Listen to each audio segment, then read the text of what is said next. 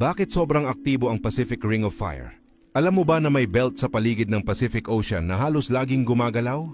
Hindi ito fashion belt, kundi isang natural na sinturon ng mga lindol at bulkan. Kung ang nasa isip mo ay dahil mainit lang sa ilalim ng dagat, posible, pero hindi yan ang tunay na dahilan kung bakit madalas gumalaw ang lugar na yan. So, bakit nga ba aktibo ang Pacific Ring of Fire? Ito ay binubuo ng maraming tectonic plates. Ang mga tectonic plates ay malalaking piraso ng lupa sa ilalim ng karagatan at mga kontinente. Doon nagtatagpo ang mga plate, kaya kapag gumalaw ang isa, nadadala rin ang katabi nito. Ang ganitong galaw ang dahilan ng mga lindol at minsan pagsabog ng bulkan. Sa ilalim ng Japan, halimbawa, may tinatawag na subduction zone. Sa subduction zone lumulubog ang isang plate sa ilalim ng isa pa.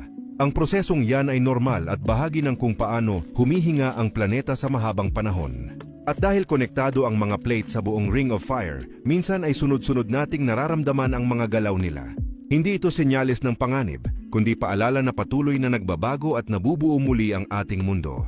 Ang Earth ay parang musikero. May sariling ritmo, galaw at tibok. At bawat pagyanig bahagi lang ng tugtugin ng kalikasan. Gusto mo bang malaman kung bakit tinawag itong Ring of Fire kahit nasa ilalim ng dagat?